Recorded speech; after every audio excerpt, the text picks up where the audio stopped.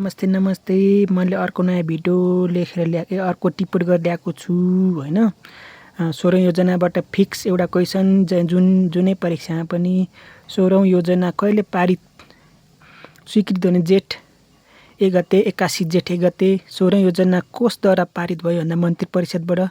अनि 16 को नारा सोच भनेको एउटै हो, सुशासन सामाजिक न्याय र समृद्धि। नारा चाहिँ सुशासन सामाजिक न्याय र समृद्धि।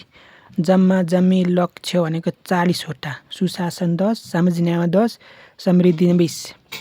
त्यसपछि समष्टिगत नीति भनेको 4 वटा, संरचनात्मक रूपान्तरणको 13 वटा, मुख्य प्राथमिकता राखेको विषय मुख्य प्राथमिकता राखेको विषय के छ भन्दाखेरि डिजिटल डेटाबेस ई गभर्नेन्स भनेको मुख्य प्राथमिकता राखेको विषय के हो भन्दाखेरि डिजिटल डाटाबेस ई गभर्नेन्स।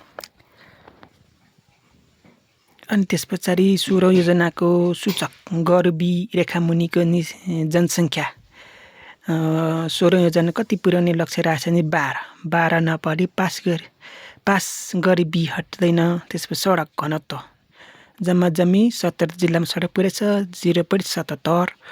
0.77। अनि आर्थिक तथा वातावरण सूचाङ्क जम्मा 24 पुर्याउने 16औं योजनाले। भ्रष्टाचार न्यूनीकरणमा 43 पुर्याउने 16औं योजनाले। अनि विश्वव्यापी प्रतिस्पर्धा सूचकमा 65 पुर्याउने 16औं योजनाले।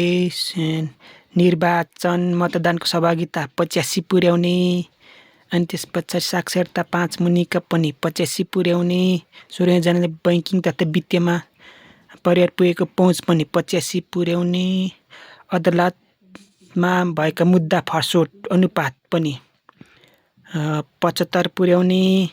राष्ट्रिय परिचय पत्रमा प्राप्त भने 90% पुर्याउने। इन्टरनेट पहुँचमा 90% पुर्याउने। अनि कुल वियोजनमा खर्चको अनुपात 90 पुर्याउने 90%। अनि 30 मिनेट दूरीमा स्वास्थ्य चौकी संस्थामा भनेको चाहिँ 90। अनि बेरोजगारी दर 5% बनाउने। अनि उपभोक्ता मुद्दा सृष्टि भनेको 5, बेरुजु भनेको 5, विद्युतीय पहुँच पुगेको जनसङ्ख्या 100% पुर्याउने। अब 18, 19, 20, 21, 22 हुँदै अरू पनि आउँदैछन्। सब्सक्राइब गरौँ गाइज यस्तै भिडियो हेर्नको लागि।